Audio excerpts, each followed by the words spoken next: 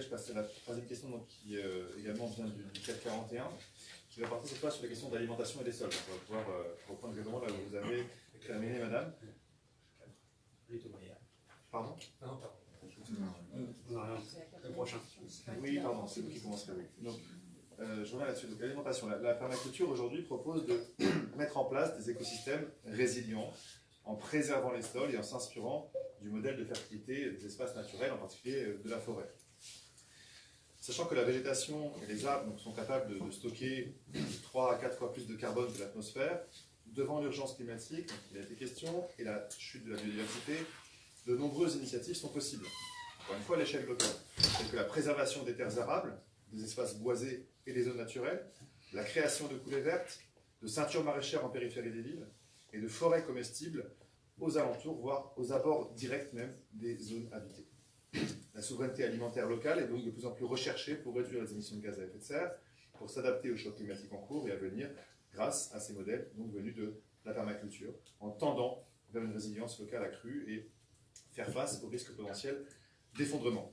Et donc, nous le savons tous, encore une fois, l'enjeu est de relocaliser. Vous semblez prêts à aller, si on y vos programmes, à plus ou moins long terme, vers des cantines 100% bio et locales, ce qui serait un premier pas, au fond, en direction d'une forme d'autosuffisance qui nous semble souhaitable. En accord avec ce genre d'objectif, comment comptez-vous mettre en place la recommandation dite de zéro artificialisation nette des sols, qui a été évoquée à l'instant, formulée par le gouvernement à l'été 2019. Alors, concrètement, la question, est-ce que vous vous engagez à ne pas augmenter la surface artificialisée de la ville? Vous avez 2 minutes, en commençant par vous. Alors, oui, c'est vrai que le problème de l'artificialisation des sols, c'est un grand problème, effectivement.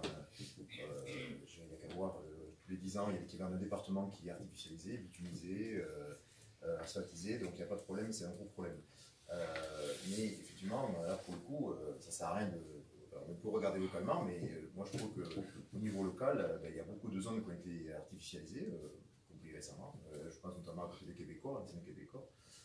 Où il y a l'ancien, bon, il y a plein d'endroits où on voit des zones commerciales qui, voilà, parce qu'il y a une zone franche, effectivement, là il y a tout le monde qui s'y loge. Et puis une fois que l'activité a dépéri, voilà, ça devient des zones, voilà, des friches commerciales, et donc, mais c'est toujours au détriment des arbres, au détriment de la végétation, au détriment de plein de choses comme ça. De la vie, tout simplement. Alors, effectivement, il y a un écho national, il y a plein de... Quand on voit ce qu'ils voulaient faire au Triangle des Gonesse ou Notre-Dame-des-Landes ou je ne sais quoi, effectivement, il y a plein de projets qui sont grandiloquents, parce qu'effectivement, ça fait bien d'avoir inauguré, à couper un ruban avec quelque chose qui claque. Donc moi, ce que c'est pas ça. Je pense vraiment que ça sert à rien d'avoir des projets pharaonesques. Et puis, donc voilà, nous on est plutôt pour la sobriété de ce côté-là. Merci beaucoup. Concernant la question de l'anti-imperméabilisation, il y a aussi un sujet qu'il faut se poser, c'est comment est-ce qu'on peut remettre de la verdure à des endroits qui aujourd'hui sont minéralisés.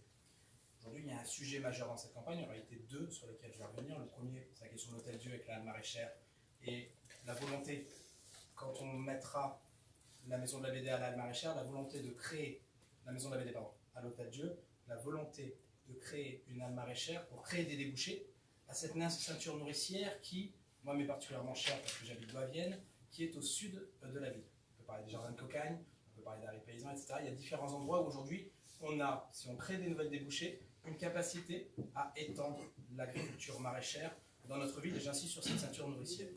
Et après, le deuxième aspect, qui est un des grands sujets de cette campagne, c'est pour ça que parfois on parle de match, il y a le projet de minéralisation proposé par le maire de Blois, de bétonisation d'un centre commercial en cœur de ville, au pied du château, à côté de l'église Saint-Vincent.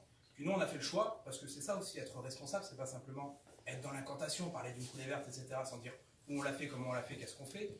On a fait ce choix, et vous l'avez dans notre projet, de présenter un square Saint-Vincent, d'expliquer qu'on peut à la fois valoriser une coulée verte et une coulée bleue en revalorisant la route et une rivière artificielle, en végétalisant notre cœur de ville, en créant un véritable poumon vert, un véritable théâtre de verdure, de manière à la fois à pouvoir lutter contre les îlots de chaleur, mais aussi créer des espaces de flânerie, des espaces pour les touristes, de façon à ce qu'une fois de plus, la verdure revienne en cœur de ville. Moi, mon souhait, c'est d'entendre à nouveau des oiseaux chanter en cœur de ville. Et aujourd'hui, moi j'ai la chance d'habiter Blois-Vienne, à proximité de la rivière, c'est des choses qui arrivent encore, à Villers-Fin encore, mais en cœur de ville, beaucoup moins. Donc ça, c'est ce vrai sujet avoir une volonté de responsabilité, et c'est pourquoi on a souhaité présenter un projet concret, financé, réalisable et programmable, et qui est un véritable contre-projet au square bétonné qui est proposé par le maire de Blois. Merci. Donc à moi. Donc je vais poursuivre toujours par rapport à où je m'étais arrêté, tant mieux parce que les questions se suivent. Il y a M. Ledra qui m'a donné, que vous connaissez peut-être, du coup pour certains, qui m'a donné ceci. C'est quoi? Urgence foncière, objectif zéro, artificialisation nette. La Loire-Atlantique ouvre le débat. Parle un peu plus fort parce que je crois qu'on n'entend pas très bien. La Loire-Atlantique ouvre le débat. Mais là, je vais perdre 3 secondes, vous me les reprenez à On vous les reprend. Et donc, je trouvais ça assez intéressant puisque je l'ai emmené aujourd'hui. Et il est en train, évidemment, de m'aider, d'influencer aussi ma manière de voir les choses. Donc, ce sur quoi on pourrait peut-être tendre au niveau du Blaisois. Et je trouve ça assez intéressant.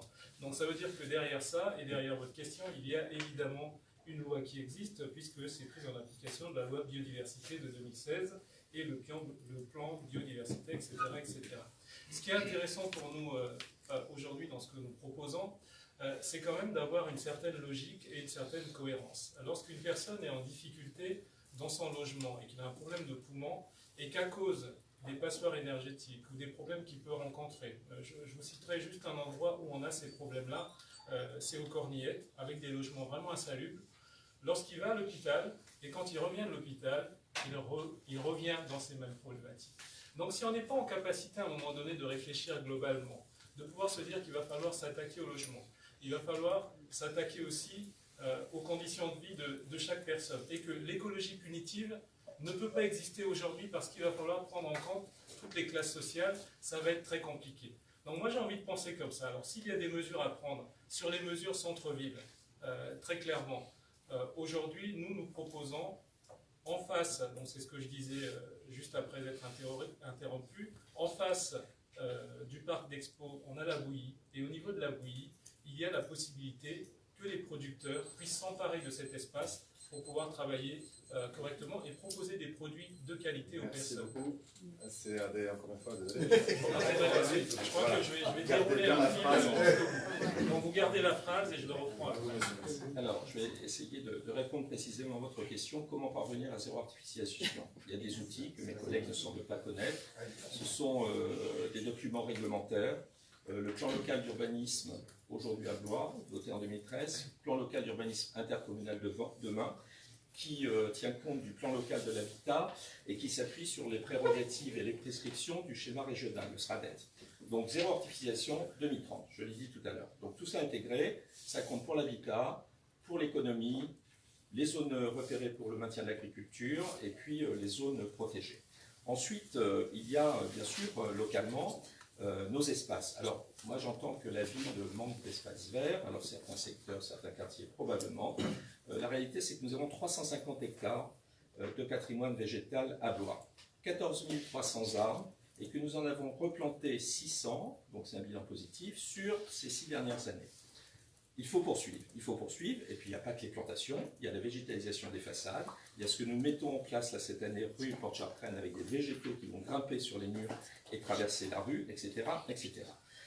Ensuite, parmi les arbres qu'on replante, on a fait le choix de replanter des fruitiers depuis 2 ans. Donc il y en a sur Blois-Vienne, il y en a sur Villers-Fin, il y en a sur Villers-Fin entre Chaville et Villers-Fin, à Quinières récemment, bref, là aussi. Et puis le projet, c'est de replanter, d'enlever du béton, du bitume dans les cours d'école, dans les crèches, et de replanter là aussi des arbres, et notamment des arbres fruitiers. Et puis ensuite, il y a la réintroduction du maraîchage que nous avons décidé avec Christophe de Gruel dès 2010, lorsque l'État a contraint plus les constructions. Donc il faut poursuivre, on a des demandes, et là aussi, c'est dans le prochain plan local d'urbanisme d'identifier des terres qui resteront des terres agricoles. On a des demandes de maraîchage, donc il faut l'encourager. Et puis ensuite, le projet Saint-Vincent, alors bon, voilà, on a des avis divergents. Le poumon vert dans la ville, nous il est prévu, il n'est pas rendu public, ce sera avenue Jean Moulin, 5000 m² de forêt dans la ville. Merci beaucoup. À vous, madame. Donc nous, on a Au niveau de l'habitat, aujourd'hui, on veut s'opposer à toute construction de nouvelles habitations, comme c'est fait aujourd'hui par les promoteurs immobiliers, parce qu'on estime qu'il y a suffisamment de logements vacants et de logements vétustes existants qui méritent d'être rénovés, d'être réhabilités. C'est un vrai souci. On a aujourd'hui des bâtiments parfois qui ont même un intérêt patrimonial qui sont laissés à l'abandon. Donc on veut réinvestir l'habitat existant pour le rénover et le rendre, si possible, accessible quand c'est faisable aux personnes âgées ou à mobilité réduite. Concernant la question de la végétalisation, pour nous c'est très important. Au cœur de notre projet, c'est aussi la végétalisation des espaces urbains, notamment en cœur de ville, parce qu'on sait que la grande oubliée du projet de rénovation du cœur de ville, ça a été justement le verdissement de la ville. On sait qu'en plus, ça a un impact écologique important, puisqu'avec des végétaux, on est capable de réduire jusqu'à 2 degrés la température en période chaude. Ça permet également de réduire la consommation, enfin le fonctionnement en tout cas des climatisations dans les commerces, parce qu'on sait que quand on a des façades commerciales qui sont en plein soleil toute la journée en canicule, je vous laisse imaginer la consommation que ça crée en climatisation. Donc c'est créer des zones d'ombre dans le centre-ville, créer plus de végétaux, des façades végétalisées quand on fait des réhabilitations ou de nouvelles constructions. C'est important, voilà, de vraiment repenser toute cette place du végétal dans l'espace urbain qui est nécessaire. On veut également créer un poumon vert au niveau de la place du château. C'est un enjeu non seulement pour les habitants, un espace récréatif avec voilà, un véritable jardin paysager qui relie donc la maison de la magie au château. C'est un intérêt donc, pour les habitants qui peuvent venir s'y ressourcer, pour les personnes qui viennent en centre-ville, un espace également pour les enfants, donc vraiment dédié aux familles, et puis un attrait touristique parce qu'aujourd'hui on sait que le fait d'avoir un jardin, eh bien, ça donne un véritable écrin et un attrait touristique pour les touristes. Donc on veut vraiment voilà, prendre ce problème à bras-le-corps de la végétalisation des espaces publics dans notre projet, et puis accompagner évidemment tous ceux qui souhaitent, notamment dans l'agriculture biologique, créer des espaces maraîchers autour de la ville. Merci. Alors effectivement, la végétalisation massive de la ville est dans notre projet depuis le 2 octobre et notre pré-projet qu'on avait lancé le 2 octobre, dès le 2 octobre. Notre idée, elle est simple, c'est d'anticiper. En fait, nous, ce que nous regrettons, c'est la bétonisation dans tous les quartiers, très largement, et à l'image du centre-ville ou du Carré Saint-Vincent, effectivement. L'idée de l'aménagement des bords de Loire, des quais de Loire, avec une promenade exceptionnelle qui serait la promenade qui ferait rêver, je dirais, n'importe quel Blésois et n'importe quelle personne habitant dans l'agglomération, relier cette promenade-là à toutes les forêts-jardins qu'on pourrait créer dans la ville, au parc de la Roue, qui est un parc où on peut avoir très chaud l'été et où effectivement une forêt comestible, une forêt-jardin aurait du sens. Relier tous ces points verts de la ville entre eux par une coulée verte dans la ville, vraiment dans la ville, pour qu'effectivement ça puisse profiter à la fois au tourisme, à la fois aux habitants de Blois et de l'agglomération, pour que Blois redevienne la promenade, je dirais, naturelle de tout le monde, dès qu'il y a un petit peu de soleil, et même s'il n'y en a pas beaucoup. Notre idée, elle est là. Et c'est pas juste, effectivement, ni une incantation, ni... c'est un souhait légitime qu'on partage avec de nombreux habitants. Cette idée de pouvoir se promener partout dans la ville, tous les quartiers, et relier des points qui seraient des forêts-jardins, forêts comestibles, avec des zones d'éducation, avec des zones où l'environnement aurait un petit prix, où on pourrait s'éduquer à l'environnement au détour de jardins, ça nous semble un enjeu majeur, éducatif, santé, parce que promenade, parce que déplacement, en liant effectivement des déplacements doux, en liant notre plan banc pour que même les anciens puissent se promener, puisqu'aujourd'hui c'est quand même très difficile de se déplacer sans avoir des pauses pour certaines personnes qui ont des difficultés à se déplacer. Donc voilà, et cet espace-là traversant la ville permettrait aussi évidemment la lutte contre les pollutions en tout genre. Et je m'arrête, merci. Merci beaucoup.